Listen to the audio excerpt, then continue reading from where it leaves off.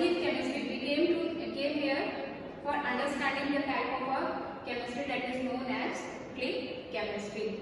So the word I am using, click chemistry, so it just says click the molecule and they will snap together. Is it possible?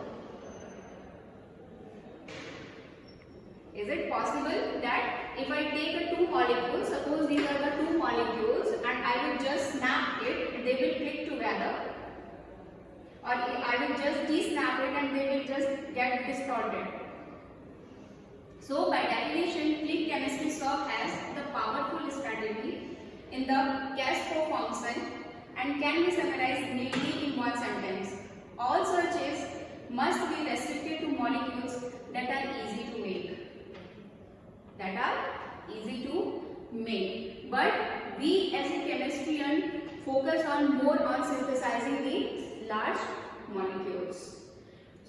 Does anyone have focus on their research that they just don't wanted to practice or synthesize a new molecule? We wanted to develop a new kind of a property. Does anyone?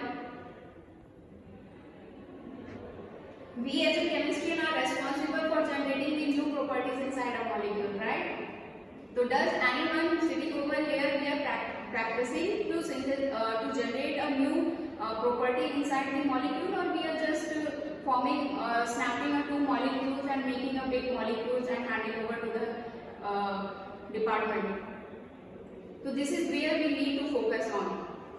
The most fundamental and lasting objective of synthesis is not the production of the new compounds, but the production of the properties.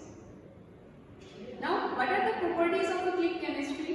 If you are synthesizing any kind of a reaction, and if you wanted to categorize it in a click chemistry, the reaction must be simple reaction conditions, that you don't need a kind of a solvent which is not easily available in the laboratory, right? The easily and available starting materials and reagents, and the reagent materials which you are taking for making a new molecule, that should also be easily available in your laboratory as well as in the nature. Use of no solvent, no benign solvent that is easily removed. Sometimes the kind of a solvent we take in the synthesis process that are not easily removed, then we need some kind of a different crystallization or different chromatographic methods to remove it. So we in click chemistry, if you wanted your reactions to consider in a click chemistry reactions, then you have to avoid such kind of a solvents. Either you can take water as a solvent, or you can take as a ethanol or DMS, right? The product isolation. Now one of the most important challenge we the chemistry student face is that the product we make in the laboratory, to synthesize it, to isolate it, that is the very challenging. So if the reaction is carried out in a click reaction concept, then the isolation of the product should be simple. We have to avoid the chromatographic techniques. Only the method which we can employ in the click reactions is distillation or simple extraction, right? The product should be stable. One of the major challenges in the chemical reaction is that the product which we synthesize does not last for a longer period of time. Either they are very much photochemically sensitive, or they oxidize after a certain time of a period. So whatever the product we are synthesizing, that should not be reactive with oxygen and hydrogen. Last, permits the construction of highly diversified structures through the use of reactive subunits. What it means the subunits which are going to combine together must be constructed, that the atom economy of the reactive metal should be achieved in the product. Right? Now the next is what kind of reactions we can consider is a click reactions. So first reaction is a nucleophilic substitution reactions.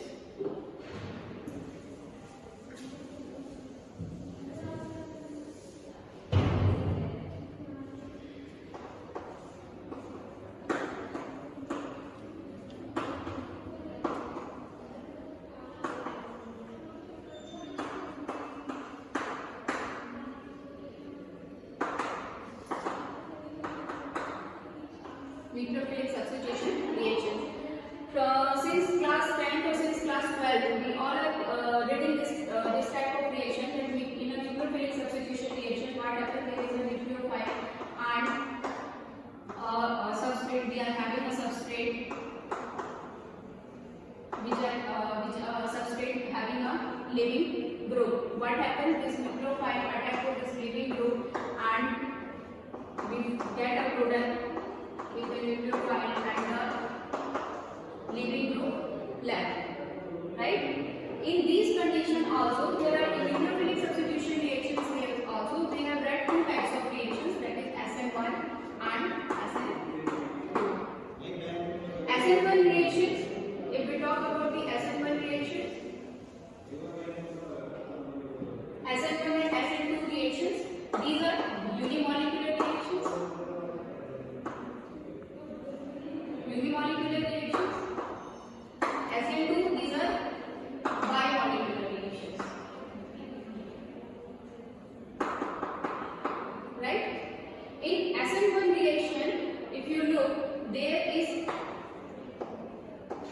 a formation of intermediate. There is a formation of intermediate, or we can say that a carbocation is formed.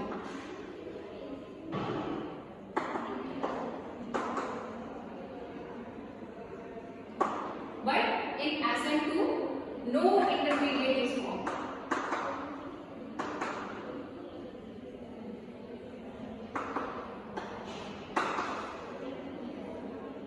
No intermediate is formed.